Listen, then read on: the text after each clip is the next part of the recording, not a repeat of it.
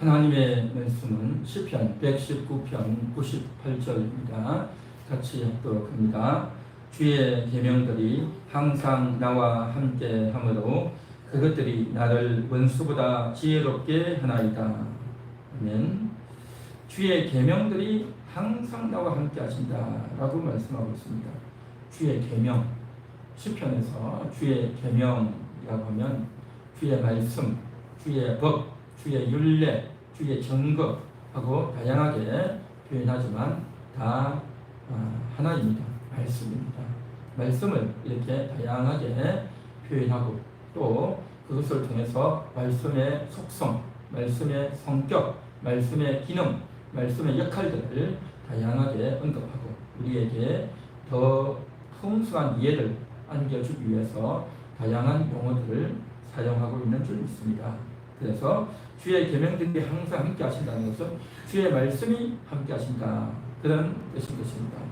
자, 그러면 우리가 여기서 생각해 볼 것은 뭐냐? 주의 계명이 나와 함께 하신다는 것은 바로 하나님이 나와 함께 하신다, 주님이 나와 함께 하신다, 그러한 의미다라는 것입니다. 주님이 우리에게 일러주신 그 말씀, 성경에 기록되어 있는 그 말씀, 또 그 기록된 그 말씀을 우리가 들을 때에, 우리가 마음에 새길 때에 그 듣고 마음에 새긴 그 말씀이요 우리 속에서 늘 기억이 나요. 그것이 중요한 순간이 되면, 결정적인 순간이 되면, 위기가 동착하면 그 말씀이 딱 생각이 난다는 겁니다. 이거 참 기가 막히죠. 물론 우리가 건조하게 바쁘게 우리가 달릴 때도 있어요. 빨리 버스를 타야 되고 또 누구를 만나서 전화도 해야 되고 또 밥도 해야 되고 여러 가지 일들을 하다 보면 우리가 잠깐 잊어먹을 수는 있지만, 그러나 정말 우리가 중요한 선택을 해야 될 때, 우리가 중요한 대화를 해야 될 때, 중요한 결정을 내릴 때, 그때가 되면 주의 말씀이 늘 우리에게 살아 있어서 생각이 나고 기억이 나게 된다, 그런 말인 것입니다. 할렐루야. 주의 계명이 나와 함께 한다는 것, 이거 참 중요한 거죠. 정말 의미 있는 것입니다. 그래서 다윗도요 이제 골리앗을 마주쳐 나가서 싸울 때에 물맷돌을 가지고 싸우러 나가지 않습니까? 그때에 다윗이 왜 그렇게 나갔겠냐 하는 거죠. 다윗이 골리앗을 이겼다, 물맷돌로 이겼다라고 하는 것은 오늘날 너무나도 많이 알려져서 교회를 다니지 않는 사람들도 다 아는 그러한 일반 상식적인 사건이 되었습니다. 그러면 다윗은 자기가 상대할 수 없는, 자기보다 훨씬 키도 크고 싸움도 잘하고 용맹한 장수를 맞이해서 자기는 싸워본 적도 없는 다윗이 왜 싸우려고 나갔냐 말이죠. 그렇게 다윗이 나갔던 것은 바로 주의 말씀이 생각났기 때문입니다. 어떤 말씀이 생각났습니까? 골리앗이 하나님의 백성을 조롱하고 하나님의 이름을 모독하는 이러한 일을 감히 발설할 수 있는가? 하나님의 말씀에 위배되는 하나님의 이름을, 제3계명이 뭡니까? 여호와의 이름을 망령되이 일컫지 말라고 했지 않습니까?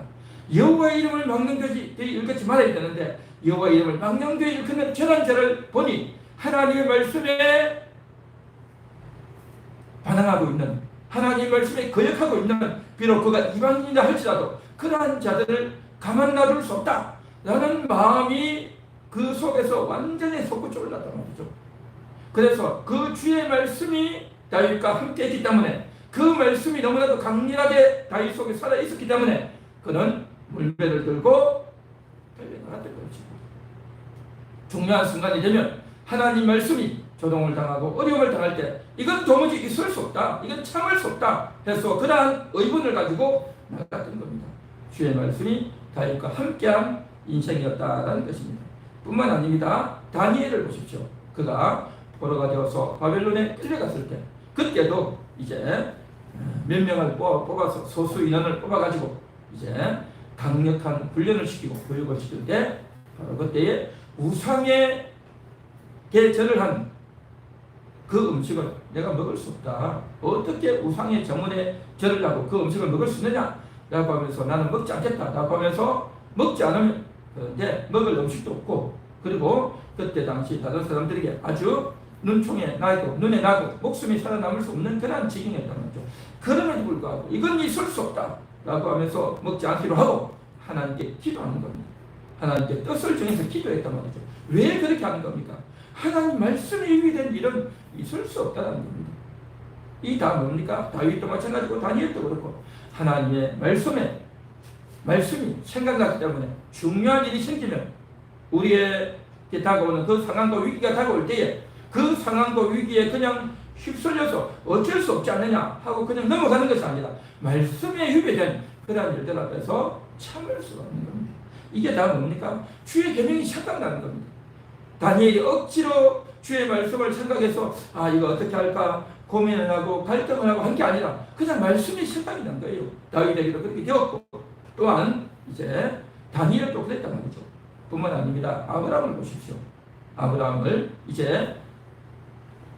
이삭을 번제로 바치라 라고 하는 하나님의 말씀을 듣고 그것이 났죠. 그래서 이삭을 번제로 바치려고 할 때 하늘에서 소리가 납니다. 아브라함아 이제 됐다. 내 손을 네 아들에게 대지 말라 라고 하늘에서 소리가 나는 겁니다. 그러자 아브라함은 어떻게 합니까? 아들을 살립니다. 주변에 있던 이제 고개를 돌려서 주변을 돌아보니까 바로 그 옆에 어린 양이 있었던 겁니다. 그 어린 양을 대신 번제로 드리는 겁니다. 하나님께서 원래 아브라함에게 명령하셨던 건 뭡니까?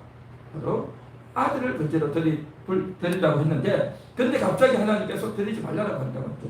그러니까 그러면 번제는 드려야 되는데 어떻게 해야 되느냐 해서 주변을 돌려보니까 어린 양이 있었고 그 어린 양을 바치는 겁니다. 왜 어린 양을 바쳤겠습니까? 바로 그때 하나님께서 예비하실 것이다.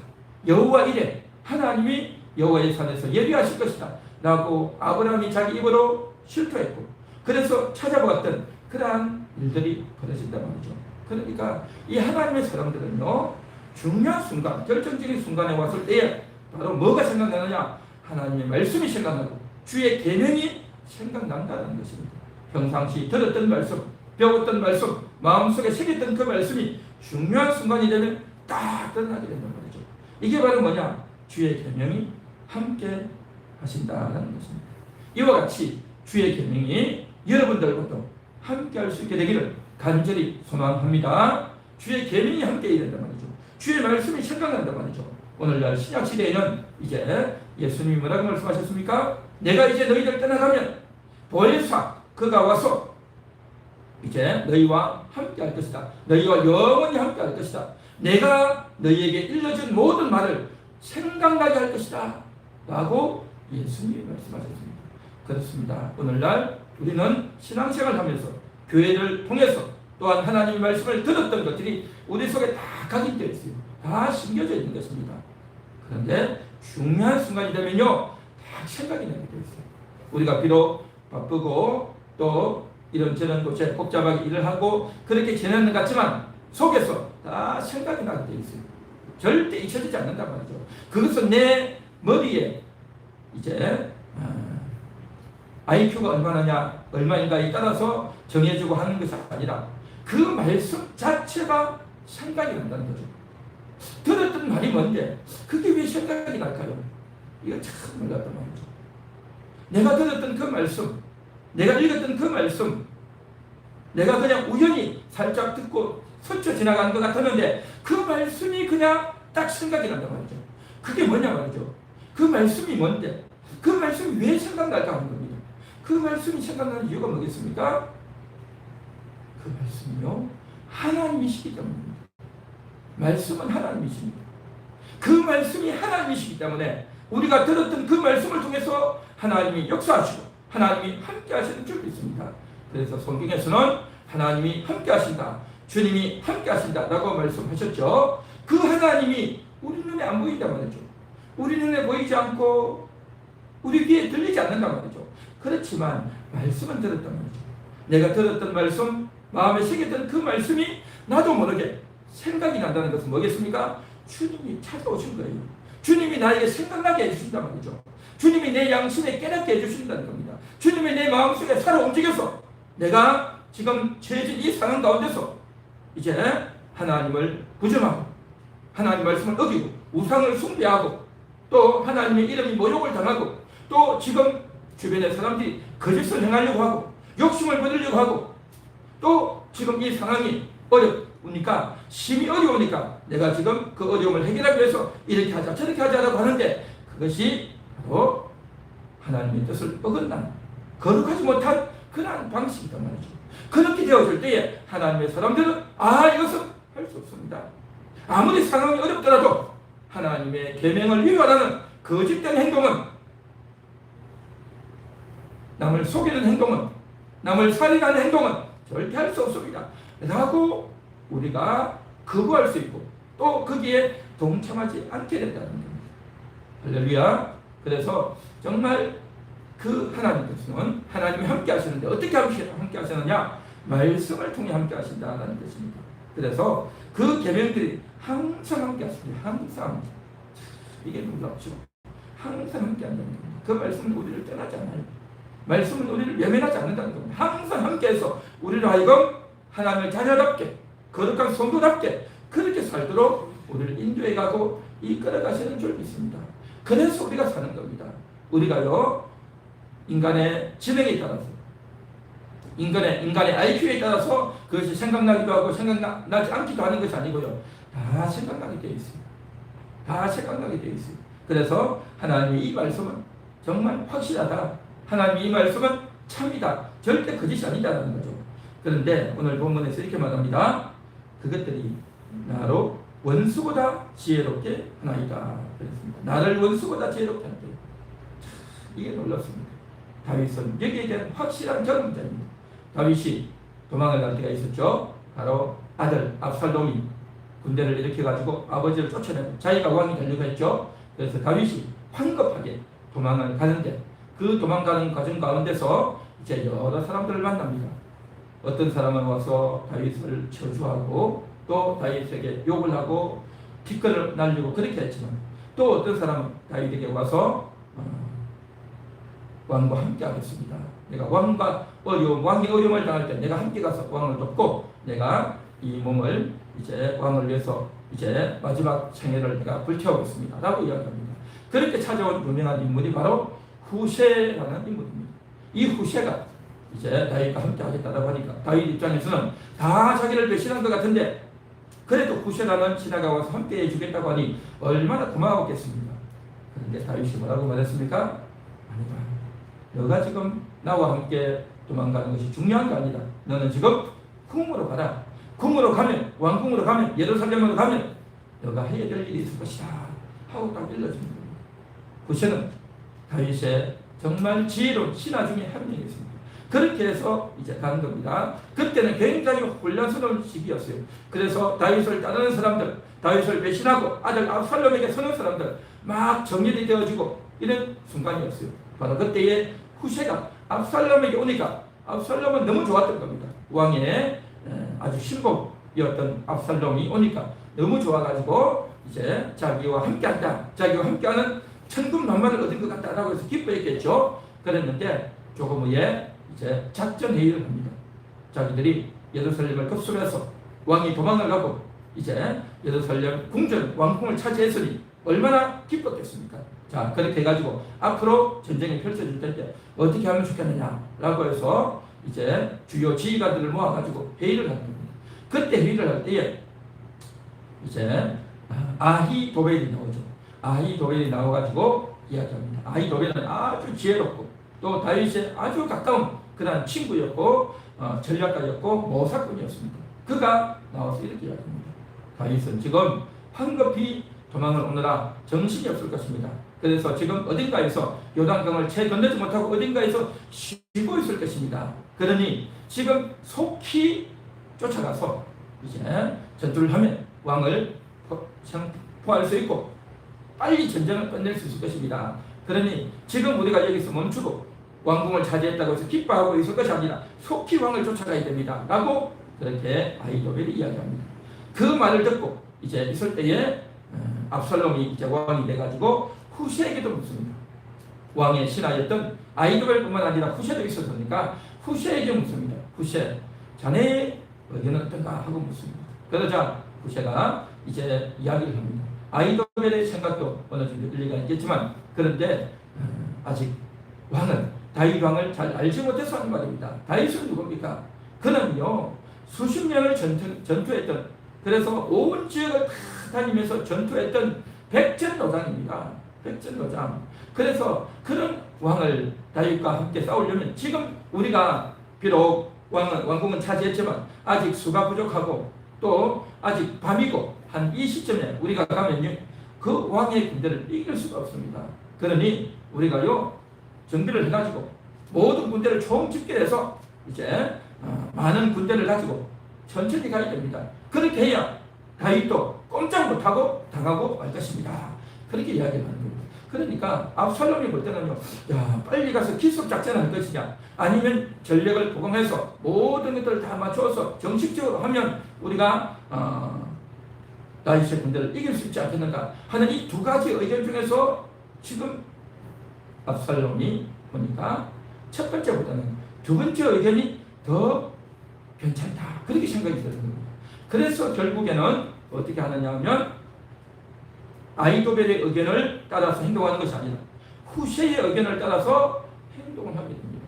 그렇게 해서 이제 날이 밝기를 기다리고 많은 군사를 모아서 이제 가죠. 그렇게 되어졌는데, 이제 압살롬이 후세의 의견을 받고 자기 의견이 물리쳐졌죠. 제안이 채택이 안 됩니다. 그걸 보고 아이도벨이 떠나가서 자선을 합니다.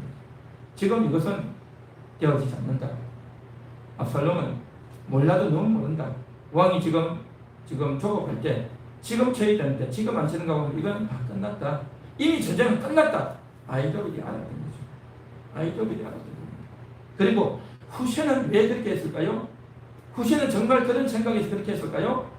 사실은요, 다윗을 위해서 그런 겁니다. 후세가 그렇게 말하고 나서 자기의 밑에 있는 사람을 보내가지고 빨리 다윗에게 가지고, 지금 혹시라도 압살롬 군대가 쫓아올지 모르니 빨리 요단을 건너세요 하고 이야기해 준 겁니다. 후세도 알았어요. 빨리 쫓아가면 다윗이 위험하다는 걸 알았어요. 그러니까 후세가 왜 그렇게 말합니까? 다윗을 살리기 위해서, 다윗이 속히 빨리 안전지대로 피신할 수 있도록 기회를 주기 위해서 그렇게 했다는 것입니다. 이게 뭐겠습니까? 어떻게 보면요, 후세는 다윗을 위해서 일한 겁니다. 압살롬을 위해서 일한 것이 아니라 다윗을 위해서 일했다는 거죠. 여기서 우리가 생각할 게 있습니다. 지금 상황은 다윗이 쫓겨나고 압살롬이 왕이 되었고 왕궁을 차지했고 많은 사람들이 압살롬에게 다 압살롬 편이 됐고, 그러면 하나님의 뜻은 어디 있냐 말이죠. 하나님의 관심과 뜻은 다윗을 쫓아내고 압살롬을 세우는 것이 하나님의 뜻이냐, 아니면 그래도 다윗을 불쌍히 여기고 왕으로 세우기를 원하는 것입니다.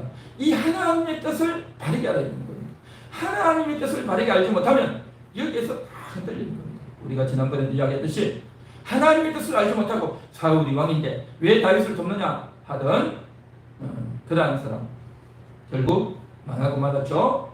압살롬도 역시 망했고, 결국 비록 다윗이 죄를 지었고 또 실수가 많았고 잘못한 건 있었지만, 그럼에도 불구하고 하나님의 관심은 뭐냐? 다윗에게 있는 거예요. 다윗과 함께하는 것이 하나님의 관심이었고 하나님의 뜻이었던 겁니다. 비록 다윗이 어려움을 당하고 징계 가운데 있고 고난과 환난을 당했지만, 그것을 통해서 다윗을 더 온전케 하고 또 다윗을 더 이제 거룩하게 세워가는 하나님의 섭리의 과정이 있습니다. 그런 것들을 사람들은 모르죠. 그러니까 지금 당장 다윗이 쫓겨나고 다윗이 어려움을 당하니까 하나님 버렸구나, 지금은 끝났구나, 다윗의 시대는 끝났구나 라고 오해하고 착각했던 것이죠. 그러나 하나님은 다윗을 끝까지 붙잡아 주셨다는 겁니다. 그래서 오늘 이 말씀이 뭡니까? 주의 계명들이 항상 나와 함께함으로 그랬죠. 그러니까 다윗이 후세를 자기와 함께 가게 한 게 아니라 왕궁에 가도록 했던 것이 정말 놀라운 지혜이고, 그 뜻을 후세도 알아서 이제 그곳에 가서 다윗을 위한 계책을 내어서 전쟁의 판도를 완전히 바꿔버렸던 겁니다. 결국 그렇게 해서 정규군이 붙어가지고 어떻게 됩니까? 압살롬 군대는 게임이 안 되게 끝나버리죠. 단순히 끝나버리게 됩니다. 그래서 그때에 기습을 했다면 다윗은 큰일 날 뻔했죠. 그래서 주의 계명이 나와 함께 하신다고 하는 것. 그렇게 그 계명이 뭐냐 말이죠. 주의 그 계명이라고 하는 것은 성경에는 10계명만 말하는 것이 아니고요. 하나님이 하신 모든 말씀인 거죠. 다윗에게 후세가 나와 함께 하려고 할 때 그때에 너가 나를 위해서 역할을 해야 한다 해서 왕궁으로 보냈던 그게 바로 하나님이 다윗에게 주셨던 계명이었습니다. 또한 그러한 것을 이어받아서 이제 후세가 안을 냈던 그것이 또한 주의 계명이었단 말이죠. 우리는 주의 계명이라고 하면 성경에 있는 것만 말해요. 그렇지 않습니다. 성경에 있는 것이 주의 계명이지만 또 결정적인 순간 우리가 정말 지혜롭게 해야 될 순간들도 많이 있다는 겁니다. 그래서 우리가 주의 계명을 함께하고 가까이 하는 것이 얼마나 중요한가 하는 겁니다. 그래서 98절 주의 계명들이 항상 나와 함께한다. 너무나도 귀하고 정말 주의 계명이 여러분들과 함께하고 주의 말씀이 여러분들과 함께하고 주의 말씀이 여러분들과 함께해서 여러분의 인생 가운데 여러분의 위기 가운데 여러분의 그 결정적인 순간에도 주의 계명이 여러분을 지켜주시는 여러분을 붙들어주시는 그런 은혜가 있기를 간절히 소망합니다. 그런데 그렇게 하기 위해서는 어떻게 얘기하느냐 97절에 이렇게 말합니다. 내가 주의 법을 어찌 그리 사랑하는지요 내가 그것을 종일 작은 소리로 엎드리나이다.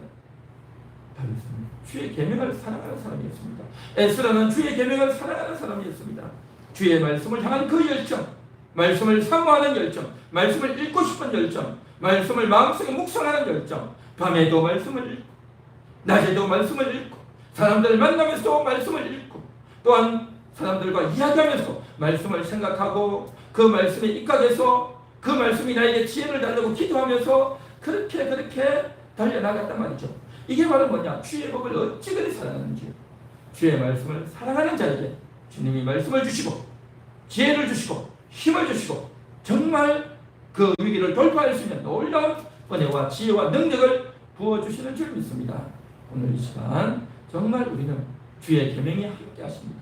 주의 계명이 함께 하시므로 하나님이 나와 함께 하십니다. 그 하나님이 나와 함께 하시기 위해서 나도 하나님을 사랑하고 하나님을 가까이 하고 하나님을 묵상하는 그러한 저와 여러분이 될 수 있기를 간절히 소망합니다. 그렇게 해서 이제 읽었고 들었던 그 말씀이 나에게 완전히 각인이 되어져서 그 결정적인 순간 나를 살리는 그러한 우리가 됐단 말이죠. 주의 계명을 사랑하고 주의 말씀을 사랑하는 주님을 사랑하는 그러한 저와 여러분 될 수 있기를 간절히 소망합니다.